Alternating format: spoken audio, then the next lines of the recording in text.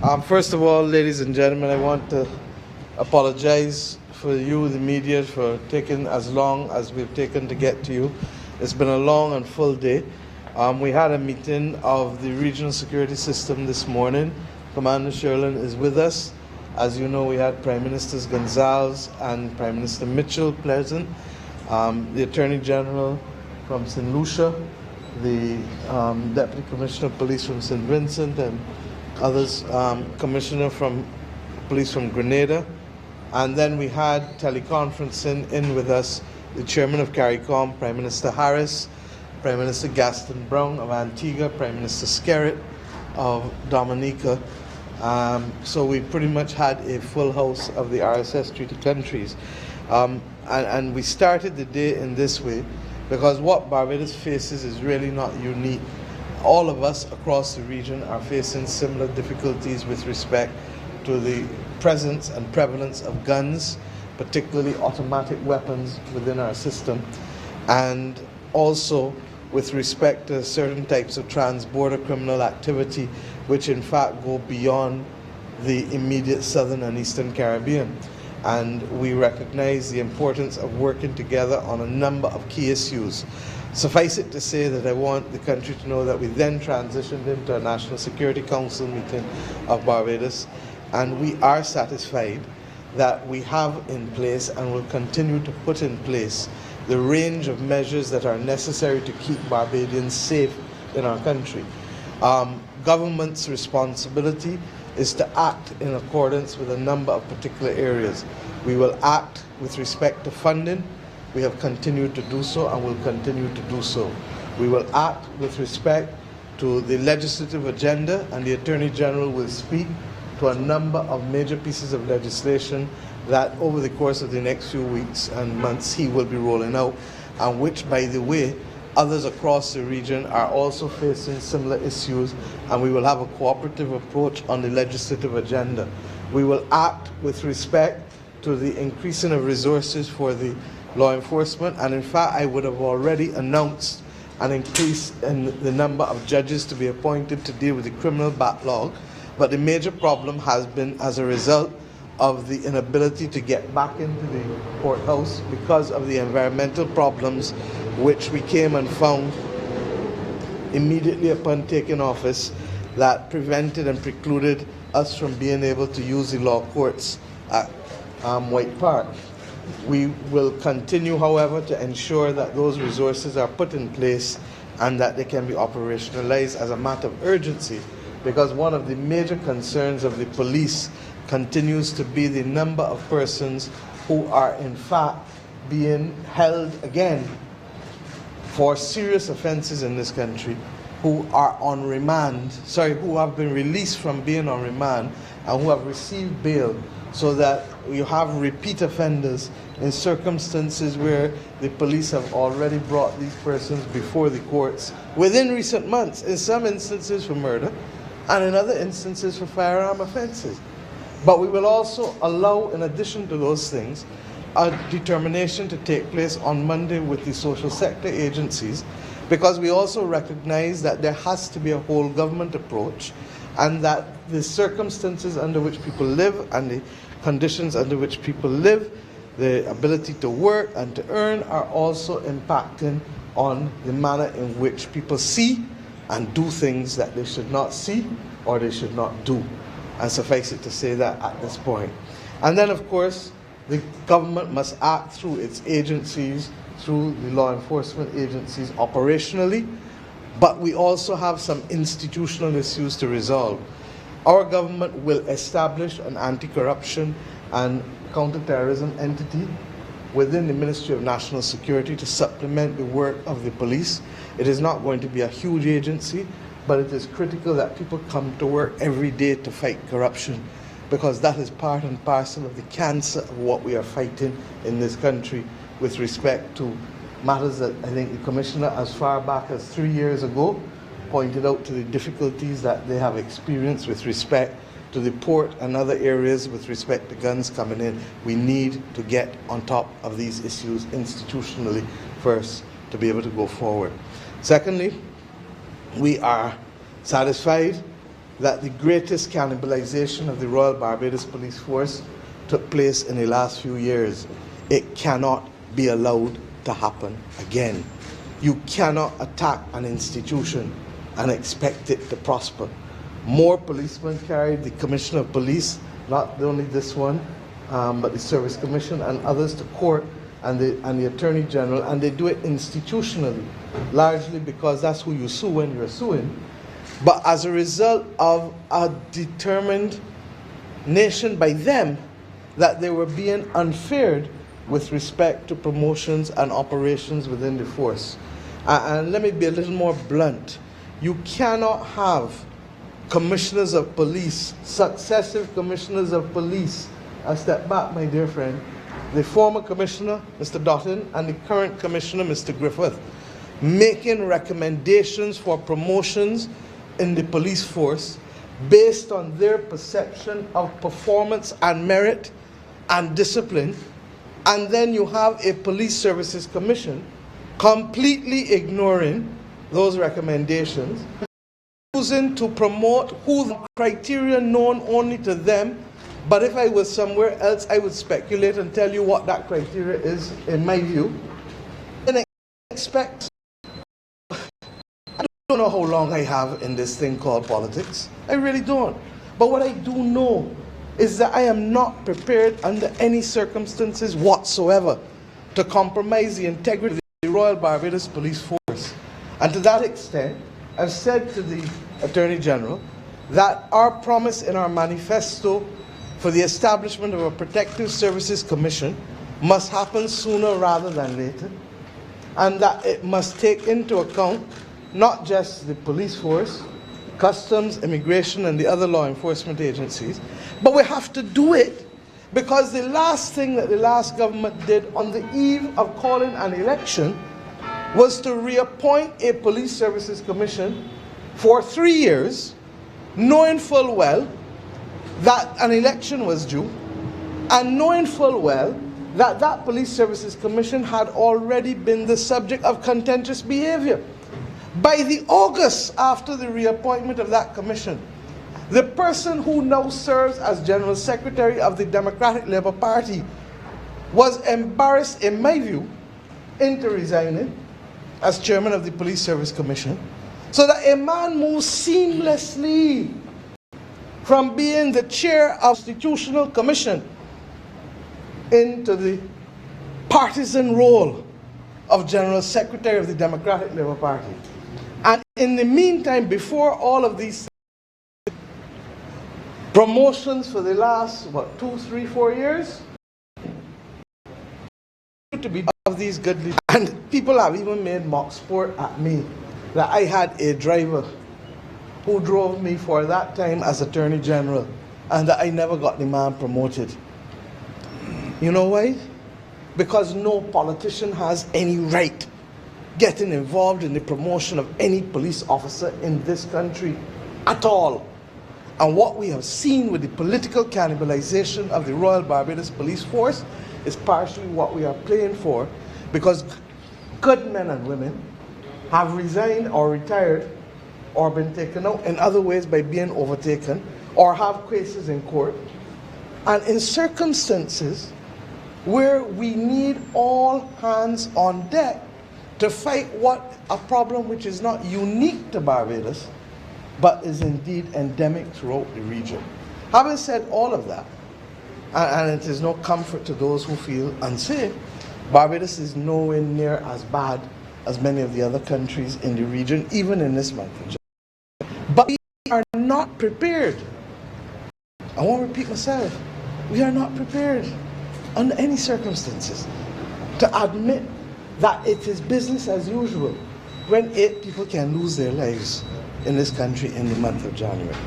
And we are not prepared under any circumstances for people to believe that they can use and walk around with guns like if they are toys, like if they are badges of honor. If people are so consumed and so much in love with guns, then they should ask me to ask the Minister of Foreign Affairs to find a warsome part of the world that we can allow them to go and be part of.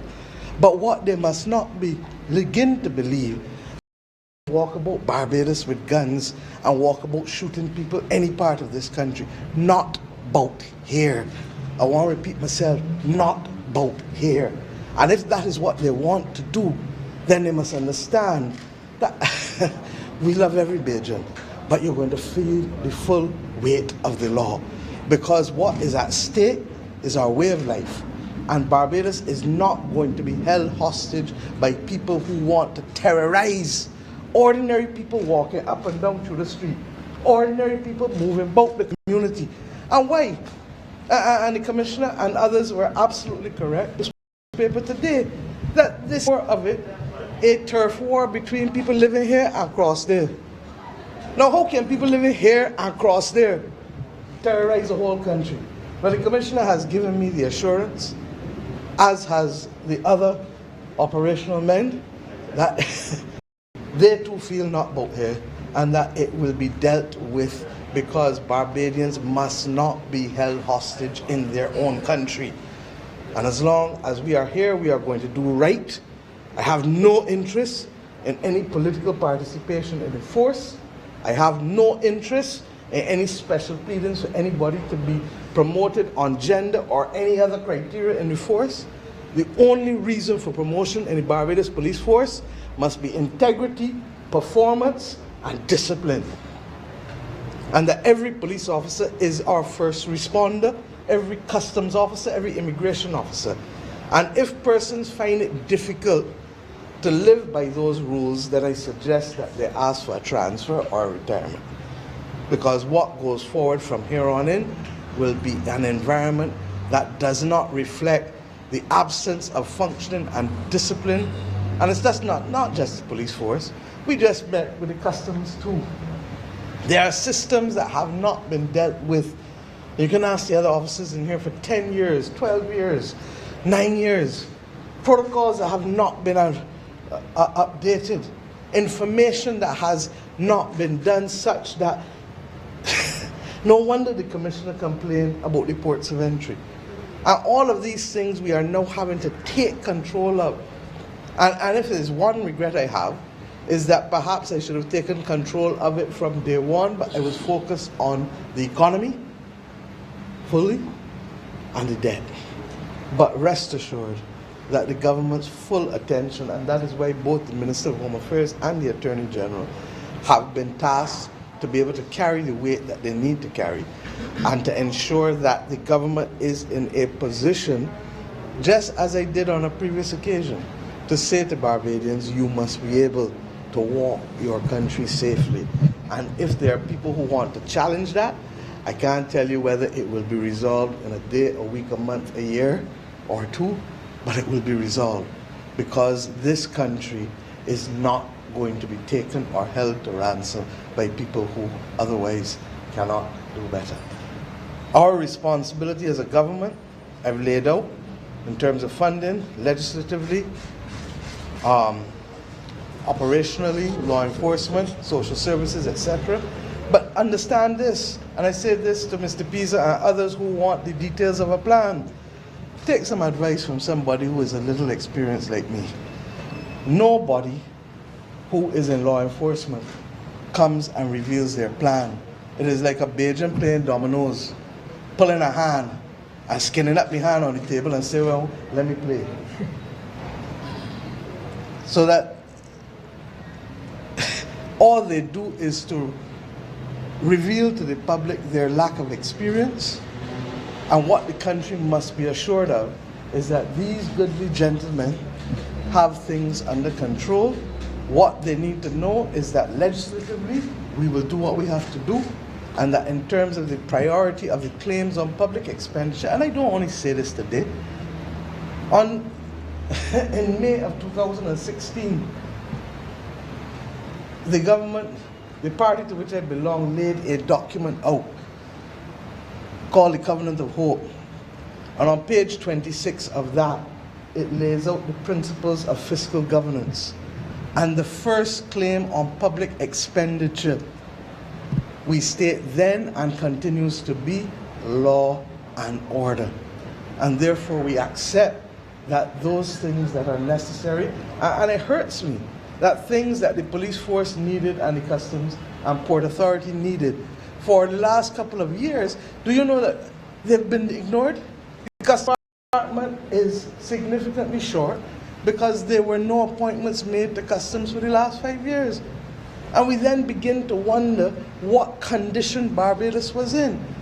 I am here to tell the country that we can't solve it overnight because there's no magic wand, but we can solve it day by day and week by week and month by month, and we've agreed to do so. I also want to say to you, and you see Mr. Doughton here, we would also have been in contact with other former commissioners of police because we believe that the institutional memory of the force is critical in helping us to resolve these issues. And I'm happy for not just Mr. Doughton, Mr. Durant, for all of them participating at this time and working with Mr. Griffith and the rest of us to begin to put things in order that will make a difference. I want to thank the Regional Security System Commander as well, Captain Sherlin, for also being there. We are part of the treaty, and we also recognize that the increased deployment of officers of the Barbados Defence Force in conjunction with the Royal Barbados Police Force, as our laws and constitution allow for, that there should be an increased rotation to be able to give people the comfort and to ensure enhanced monitoring, detection and surveillance as is required. I'd like to ask the Attorney General and the Commissioner to address you on any matters that this was Thank you very much, Prime Minister. Just a few words to follow on from the Prime Minister. I think good meeting. As the Prime Minister said, we are not be able to divulge any operational details, but suffice it is that the Royal Barbados Police Force is out in force to try to wrestle this issue to the ground. We've asked the members of the force themselves to join us in the sacrifice. It's not well known that they've been asked to and have given up 2 off days out of every month so as to make sure that the Royal Barbados Police Force has more bodies, more man-hours available to help to deal with this issue. In addition to that, the Chief of Staff of the BDF has today agreed to make available to this particular effort as many as 80 of his officers to join the members of the police force on the ground, and he's also pledged the availability of vehicles in order to be able to increase the police presence, the presence of our armed forces on the ground, and to ensure Barbadians through that heightened visibility that they're on the job. Our biggest, and perhaps my biggest responsibility, is to reassure Barbadians that the Royal Barbados Police Force is responding to this issue in the strongest possible way. This is not something that happened overnight. The scourge of gun violence has been allowed to go unarrested for the past decade, and we are now reaping the whirlwind, so to speak. But it is a whirlwind that I believe, with the proper resources, the proper institutional strengthening, that we'll be able to accomplish its resolution. Former Commissioner Doughton is an individual who is well known to the Barbadian society, and I believe that he has a very stellar record as a former Commissioner of Police, and it is regrettable that he's found himself suffering at the whims and fancy of a political organization that did not care about the force. I'm happy to say that I've been advised by the senior counsel who is acting on behalf of the government, that in truth and in fact that the case against who was retained by the last administration, that the case against former Commissioner Doughton has absolutely no merit and had virtually no chance of success. And I believe that this will be an opportunity for us to welcome former Commissioner back into the area of lending his great skills to helping us to deal with this issue. The current Commissioner has welcomed him and welcomed the advice of the former commissioners, because we recognize that many of these issues have presented themselves to the Barbados society in the past. Former commissioners would have dealt with people like Waggy and Harding and so on. So these kinds of spikes are not unknown to Barbados. But perhaps more importantly, it is a demonstration of the fact that every single Barbadian, former police officers, every single Barbadian has an opportunity and a role to play in dealing with these issues.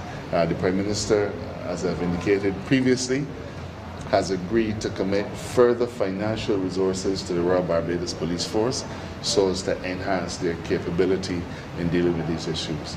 The force is on the job. I think we don't want to speak too soon, but I think we've begun to see some results of intelligence-led operations, and it is a great benefit that we have had the offer from the RSS and the region that they would also support us in dealing with this issue.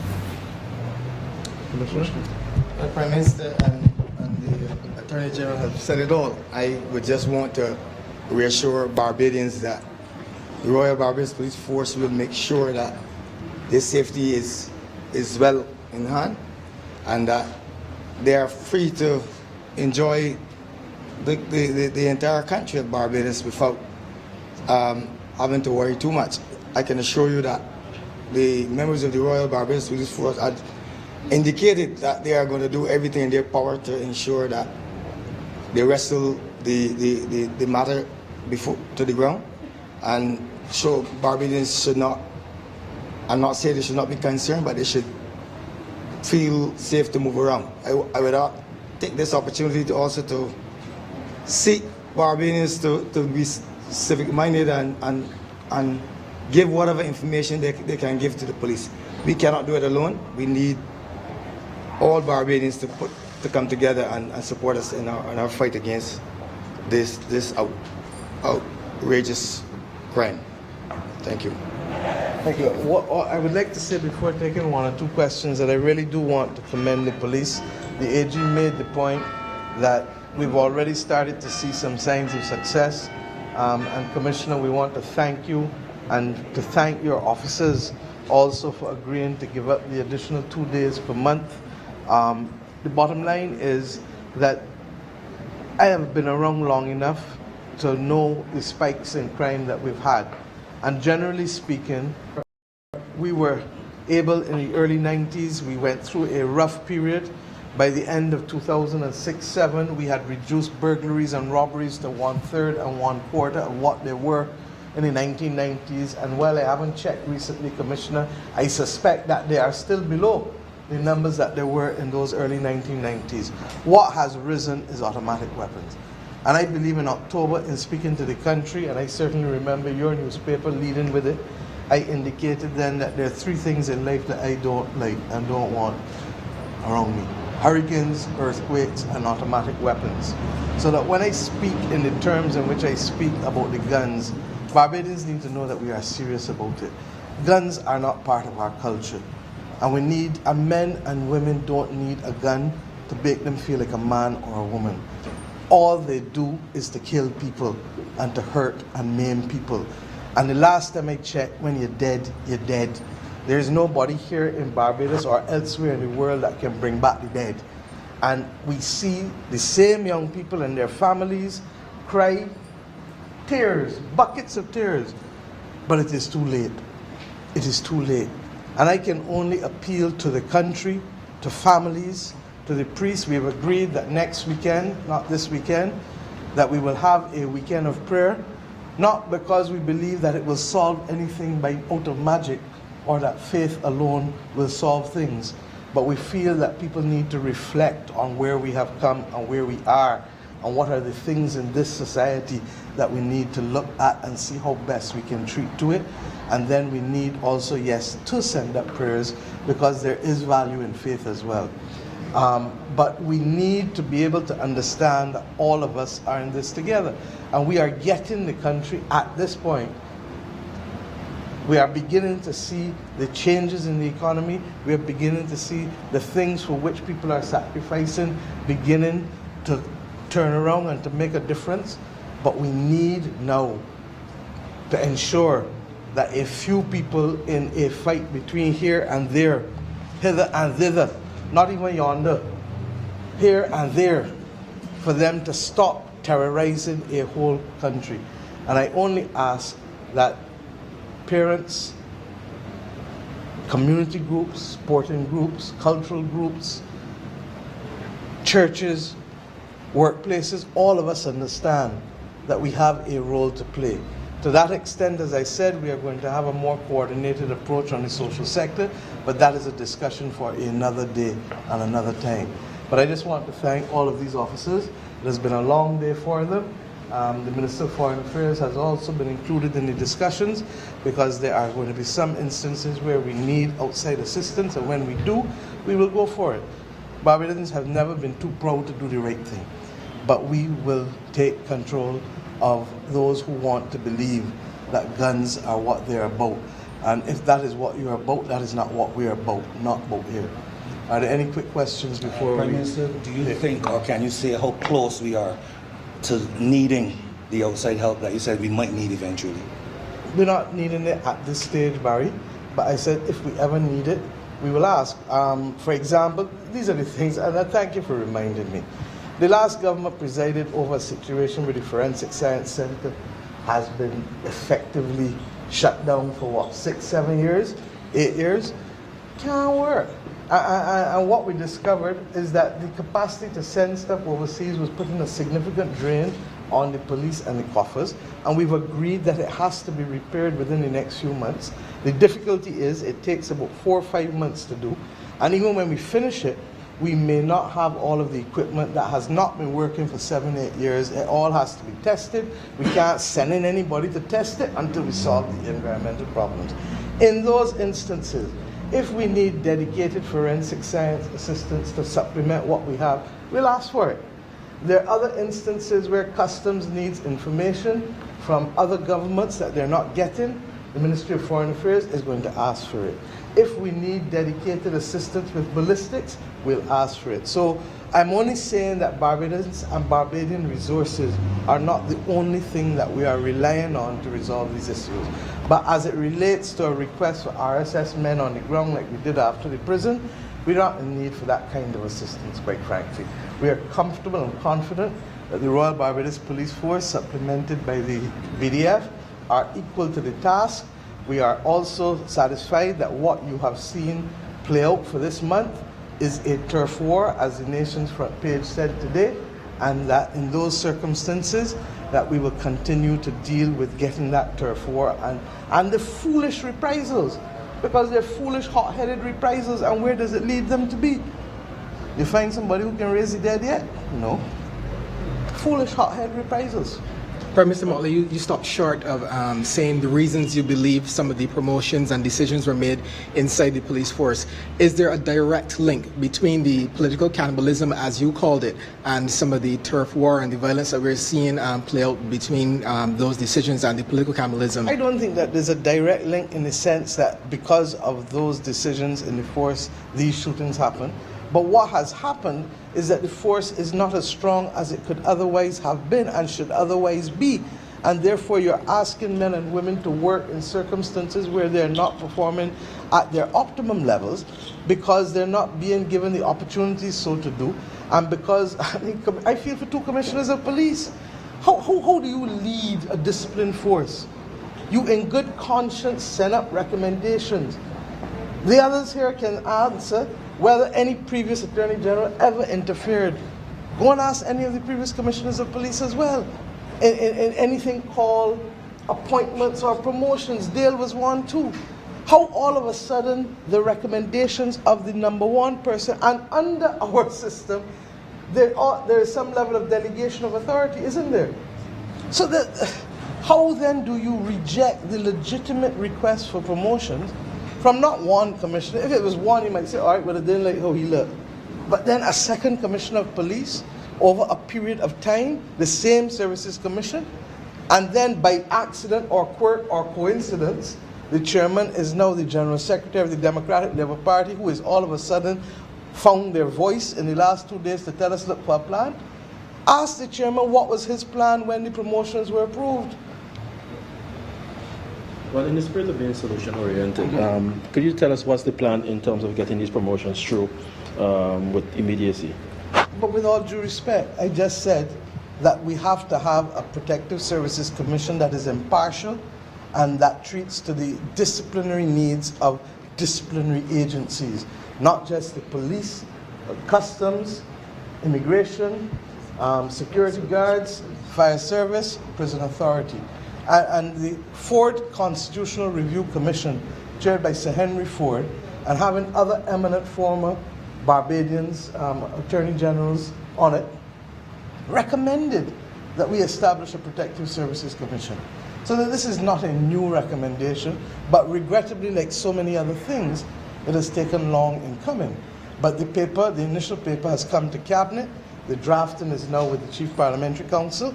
And even though we expect and anticipate to do general reforms of all of the Services Commission, because in fairness, what you have in Barbados is that you have all of the recommendations for leave, discipline, promotion, etc., coming through a pipeline that's like a 1/4-inch pipe, but you're getting 12 inches of material coming at you at the same time. And therefore, the length of time for processing, even payments for people, as you know, or vacations or acting appointments or whatever, are all constrained because they all have to go through the Chief Personnel Officer's office, which is too small. What we are proposing is a system that first and foremost divides up the weight among different services commission and then puts the appropriate conduits in terms of the executive staff to process all of these things in a more timely fashion. Now that may not come all at the same time because that's what we were working towards, but we accept now that we may have to pull out the Protective Services Commission and bring that immediately, and the others may come in about 3-4 months' time. Any others? Thank you very much. And I want to say that I would much rather have been at Kensington Oval today congratulating Barbadians, young Barbadians, for the amazing, amazing performances of the last few days. And in particular, Jason Holder, who has been the recipient of all kinds of commentary over time. But to have had to miss his double century that has not out was perhaps my greatest regret of today's proceedings. Everything else, however, went in accordance with plan, and I hope tomorrow that I can get to Kensington to at least hug him and Kemar Roach and tell them I'm not waiting till the victory to hug them. Thank you very much.